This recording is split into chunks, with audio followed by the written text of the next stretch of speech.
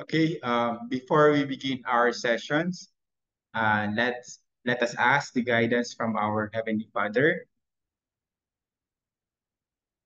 Thank you for the opportunities and challenges that come our way. Help us recognize and embrace our unique strengths and passion. Guide us in building a personal brand that reflects our true selves and grant us the wisdom to leverage it to create meaningful opportunities.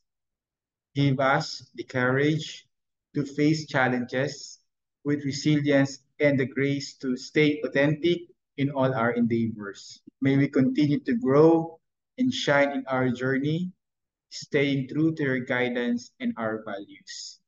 In the name of the Lord, amen. Okay, hello. Later, we will discuss about the what we call the factor market. But before that, let's talk about a powerful and life-changing topic. It's about the marketing yourself. So this is not about your career. So it is about showcasing who you are, your values, and what makes you unique in every aspect of life. So I just want to share with you some key points. The number one is, of course, the self-awareness. You must know your strengths, what are your passions, and what sets you apart from the others. So, what are you naturally good at? Saan ka ba magaling? So, whether it is about the problem solving, creativity, or the leadership. So, these are your key selling points. The next one is create an image that reflects your true self and your values. That is what we call the personal branding. So, ano ba yung nagde-drive sa iyo?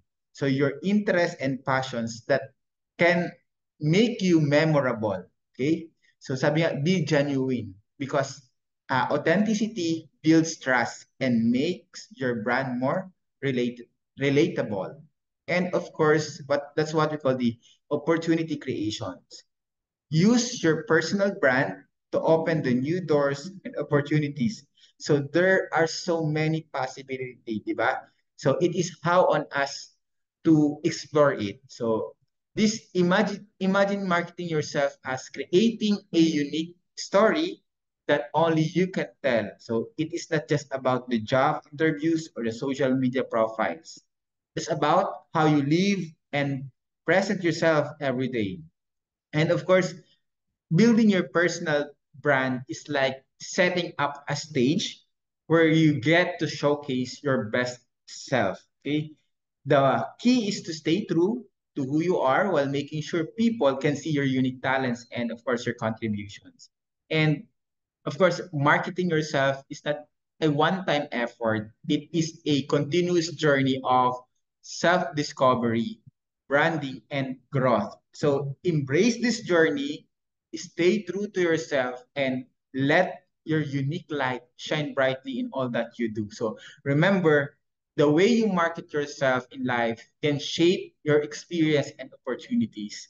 And of course, stay authentic, keep striving for greatness. And your personal brand is a reflection of who you are and who you aspire to be. So make it count, okay?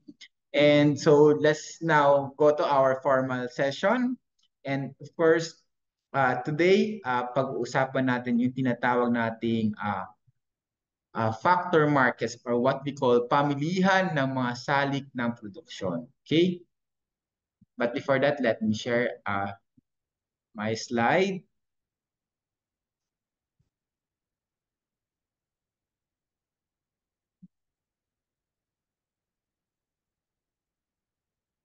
Okay.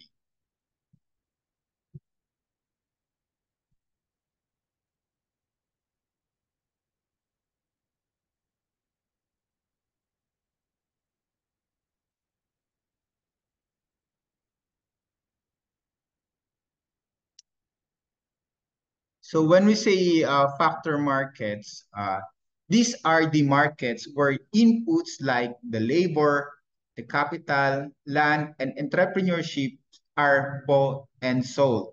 So unlike the product markets, okay, where goods and services are exchanged, factor markets are all about the resources needed to produce these goods and services. Okay. So mayroon na tayong dalawang dapat pakakaisipin. What we call the uh, factor markets, and of course the other one is the product markets. Okay?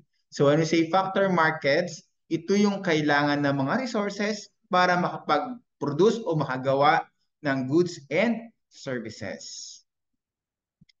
Okay, let's talk about some significant role.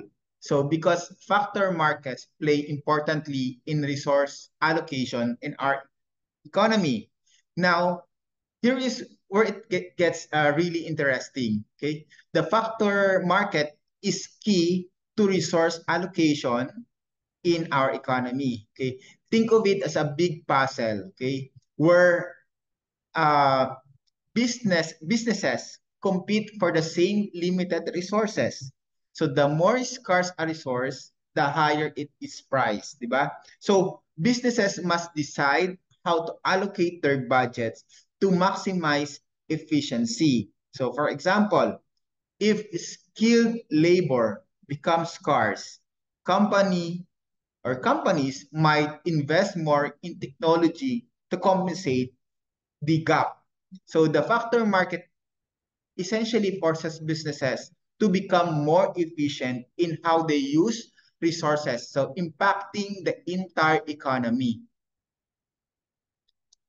Okay, alam niyo ba na ang households, tayo mismo, okay, ay suppliers ng factors of productions? Kaya tayo tinatawag na households as suppliers. Okay?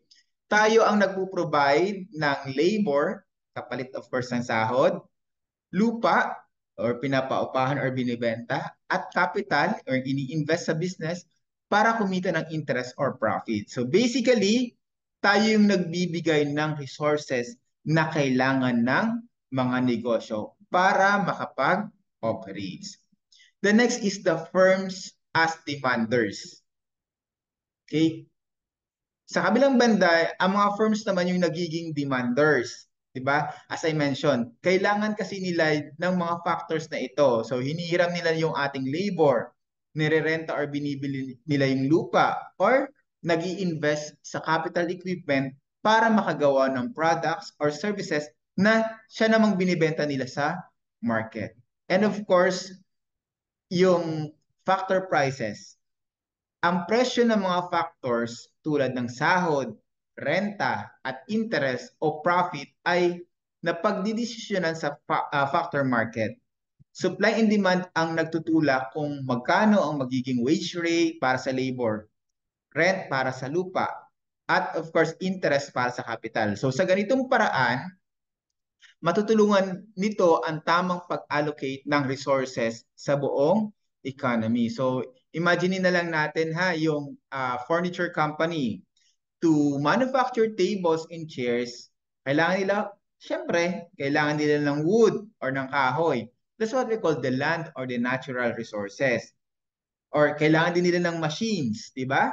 Para makagawa. That's the capital. And of course, kailangan nila ng karpentero or the workers. That's the labor. So the company acquires these inputs from factor markets. It buys wood from suppliers, leases machineries, and hire workers by offering them wages. So the cost of these inputs depend on what we call supply and demand and their respective markets.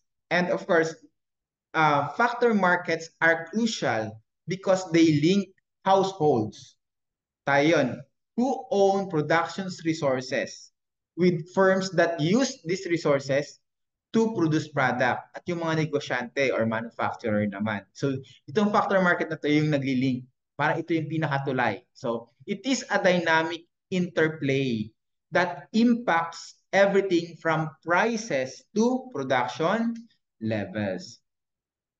Okay, next, let's discuss the demand for factors of productions. Okay, this demand is derived from the need for the final goods and services that these factors help produce. Simply put, if there's a high demand for a product and demand for the inputs to make that product will also increase. Okay? Okay. Um, let's talk about the key points. Ang demand para sa labor o capital, okay? Ang demand para sa labor or capital ay tinatawag nating derived demand. Dahil nakabatay ito sa demand para sa mga final products or services na nagagawa gamit yung mga inputs na ito. Ibig sabihin, kung mataas ang demand para sa produkto, tataas din ang demand para sa labor at capital na kailangan para magawa or magawa or likhain ito. Okay? That's what we call derived demand. So, ano naman yung marginal product of labor? So, ang MPL ay ang karagdagang output na nagagawa sa pagdaragdag ng isang unit ng labor.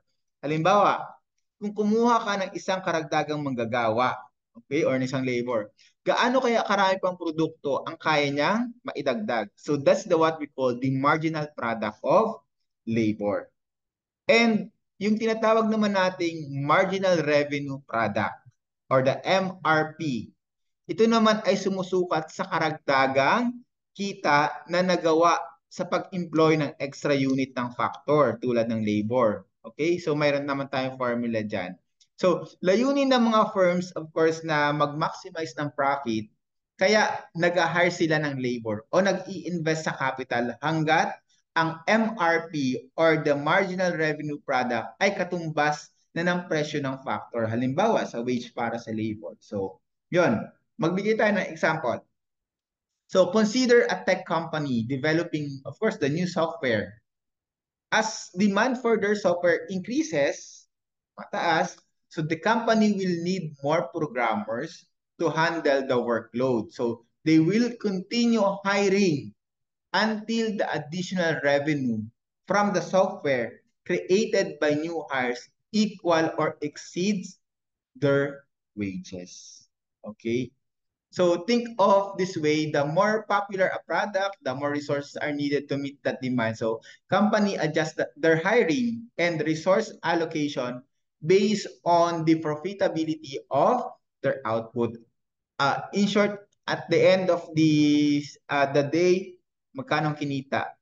So bawas na yung gastos. May kinita ba tayo? Pag wala, tigil na natin yung pag-hire. Pero pag mayroon pa tayong kinikita, sige tuloy ang pag-hire natin. Okay? So now let's talk about the supply of factors of production. So let's look about it. Okay? So this supply comes from the households and other entities that own these resources. So the availability can vary depending on the type of factors tulad ng labor, land, or the capital. Okay, una, let's talk about the labor supply. So typically, as wage rise, mas maraming tao ang nahihikayat na pumasok sa trabaho. 'Di ba? Parang sinasabi na, sige, mas mataas ang sweldo, bakit hindi? Why not? Pero dito pumapasok yung interesting part, 'di ba? Kapag umabot na tayo doon sa napakataas na antas ng sahod, ng taas ng level ng sahod. So, maaring magdesisyon ang ibang tao na mas, of course, pipiliin yung leisure o pahinga kaysa magtrabaho ng higit pa. So, sino dito yung nakaka-relate na minsan, mas masarap talaga magpahinga kaysa magtrabaho? Okay, tama. Kaya, kahit na gusto nating kumita, sometimes leisure is just too tempting. Okay? Ngayon, move on tayo to land supply. Ang supply ng lupa ay karaniwang fixed. Ulitin ko, fixed. Ibig sabihin, hindi mo maaaring dagdagan ang dami ng lupa. Pero ang effective supply ay nagbabago depende sa zoning laws, development projects, at kung paano ginagamit ang lupa. Halimbawa, kung ang isang lupa ay nakadesignate para sa residential use, pero may zoning change na nagiging commercial. So bigla na lang tumataas ang halaga ng lupa, di ba? So magandang pagkakataon to para sa mga investors. Pero kung hindi maayos ang pagkakadevelop, pwedeng maging problema rin ito. Okay? Now, pag-usapan naman natin yung capital supply. Ang availability ng supply ay nakadepende sa mga savings rates, interest rates, at investment returns. So kapag tumaas ang interest rates, mas hinihikayat ang mga tao na mag-ipon ng pera, which in turn nag-aambag sa mas mataas na capital supply. Think of this way, kung ang interest sa savings mo ay mataas, so mas marami kang incentives na mag-ipon, di ba? Pero if mababa ang interest, baka isipin mong mas mabuting gumastos na lang kasi wala naman savings. So, ayun nga, in a rural area with fewer people, businesses might need to offer higher wages to, of course, to attract uh, workers. So in contrast, sa mga populated naman, there might be a higher supply of labor, potentially leading to a lower wages if the demand does not match. Okay? The supply of factors like labor and capital ay nagbabago depende sa location at economic condition. Diba? Sabi nga, in summary, labor supply ay pagtaas ng sahod, 'di ba? Pero may limitasyon yan dahil sa pangailangan ng leisure. Ang land supply naman ay fixed, ngunit nagbabago depende sa regulations at development.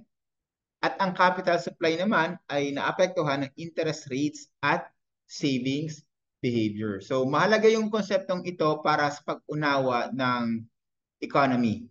So remember, sa bawat decision na ginagawa natin, may epekto ito sa labor, land, at capital supply.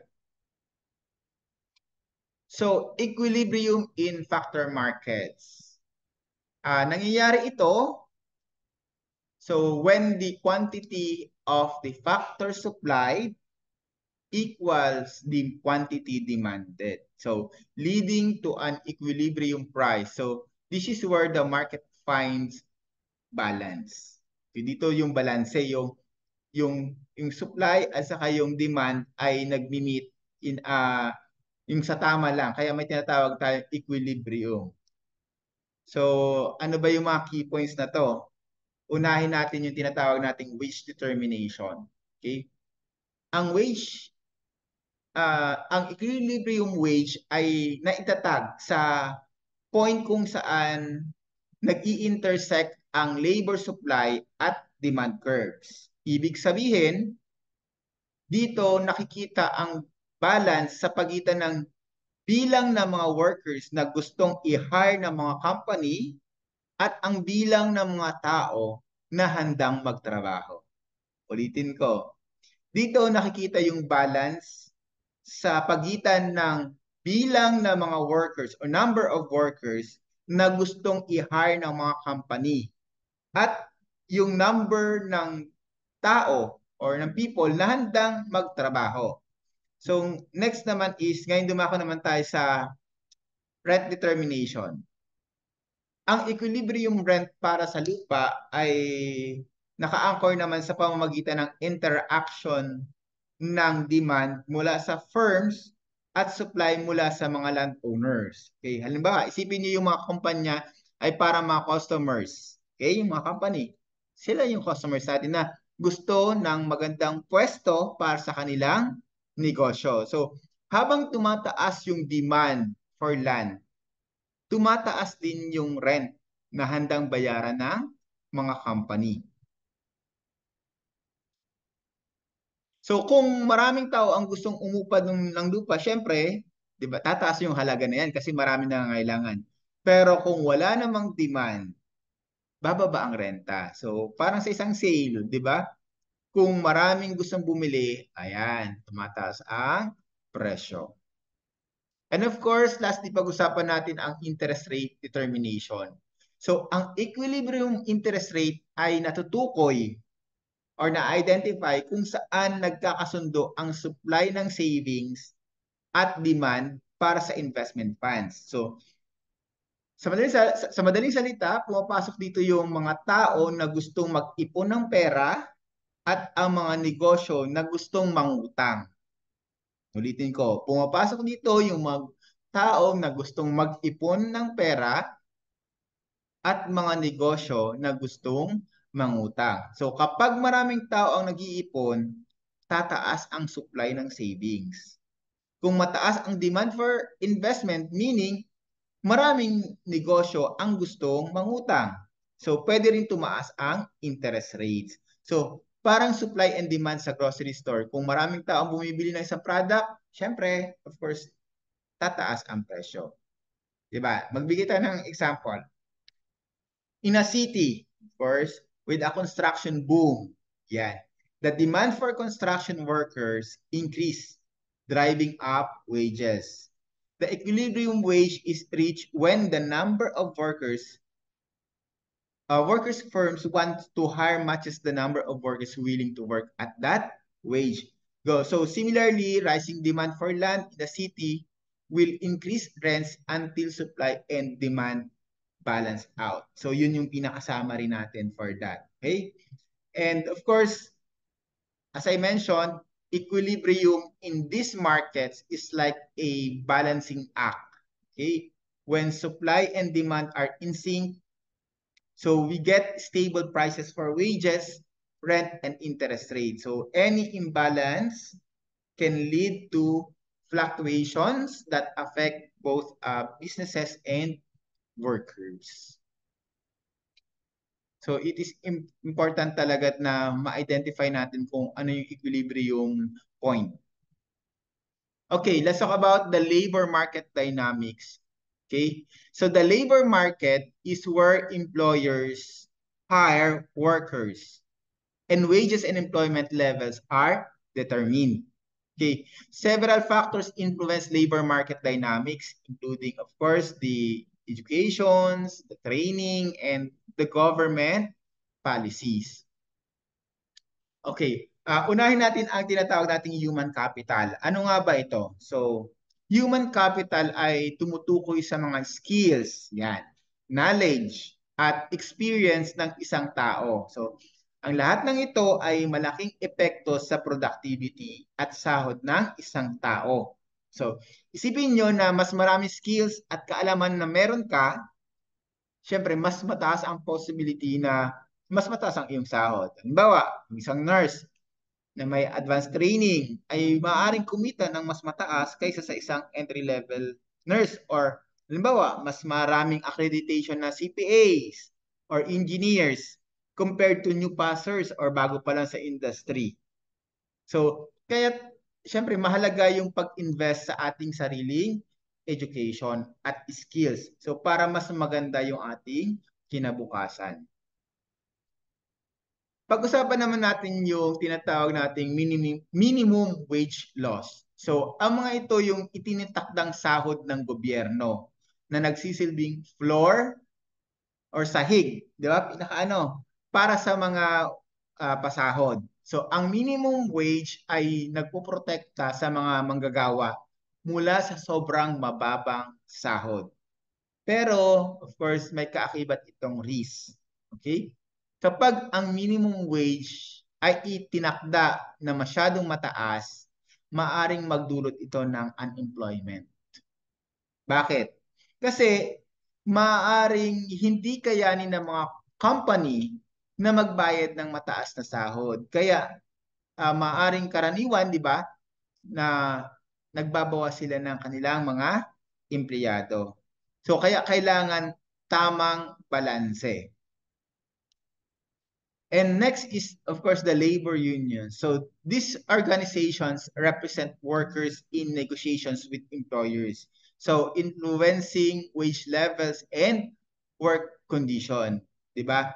Ang mga labor union, ito yung mga organisasyon na usually kumakatawan para sa mga kapakanan nating mga manggagawa. At nakikiusap or kumakausap, nakapag-negotiate sa ating mga employers.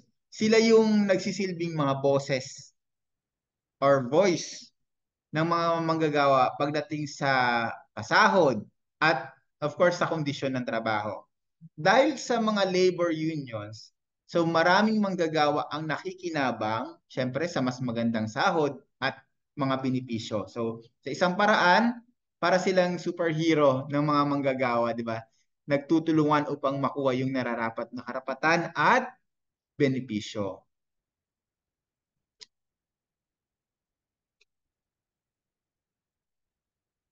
Okay, capital markets. So, when we say capital markets, it's where financial resources are allocated for investment. Okay, this includes stocks, bonds, and other financial instruments. So the dynamic of these markets affect the availability of funds for the businesses and the returns for investors. So unahin natin yung interest rates. So ano nga ba yung interest rates? So ito yung cost ng pag-utang ng pera na nakaset based sa supply at demand para sa pondo. So, kapag tumaas ang interest rates, mas nagiging mahal ang utang. Ibig sabihin, kung gusto mong umutang, kailangan mong magbayad ng mas mataas na interest. Pero sa kabilang banda, mas magandang balita ito sa mga nag-iipon. Bakit? Kasi mas mataas ang interest na makuha nila sa kanilang savings. So isipin nyo na lang na para siyang isang balancing act. Kapag tumaas ang cost ng utang, mas naging attractive naman siya sa mga nag-iipon. Diba? That's the interest rate considerations. Ngayon, dumako naman tayo sa investment decision. So, ang mga kumpanya ay nagdidesisyon sa kanilang mga investment based sa cost of capital o interest at sa inaasahang return. Okay? Kapag mababa ang interest rates, syempre mas naiinganyo ang mga kumpanya na mag-invest. Bakit? Kasi mas mababa yung cost ng pag-utang. Kaya mas maraming pondo ang maaari nilang uh, ilaan or i-allocate para sa expansion at growth ng company. So, isipin nyo, kung ikaw yung manager ng isang kumpanya, mas pipiliin mo bang mag-invest kapag mataas ang interest o kapag mababa? Siyempre, kapag mababa ang interest, mas madali at mas makakabawi ka sa iyong investment. Okay? And of course, the risk and returns. Let's talk about it. So capital markets are influenced by the investment risk. So with higher risk, investment often offering higher potential returns. Halimbawa, ang mga high-risk investments tulad ng stocks or cryptocurrency ay maaring magbigay ng malaking kita. Pero, syempre kasama nito ang posibilidad na mawalan ka ng pera. So sa kabilang banda, ang mga low-risk investment tulad ng government bonds, syempre nag-aalok ng mas stable ngunit mas mababang return. So ngayon, ang tanong, handa ka bang mag-take ng risk para sa mas mataas na kita? So, iba-iba ang pananaw ng bawat isa, di ba? Kaya mahalaga yung pag-assess ng tinatawag nating risk tolerance. Hanggang kailan? Hanggang gaano kalayo yung risk na o kalaki na risk o kabigat na risk ang pwede mong kaya mong i-shoulder. Kaya ang tanong diyan are you a risk taker or are you a risk averse? Yun ang tanong. Pag risk taker, syempre mas mataas na o umaasa ka sa mas mataas na return pero yun nga lang may kaakibat ito na mas mataas na risk. While the risk averse, okay ka na sa maliit na kita pero maliit lang din yung risk na pwede kang malugi. Okay?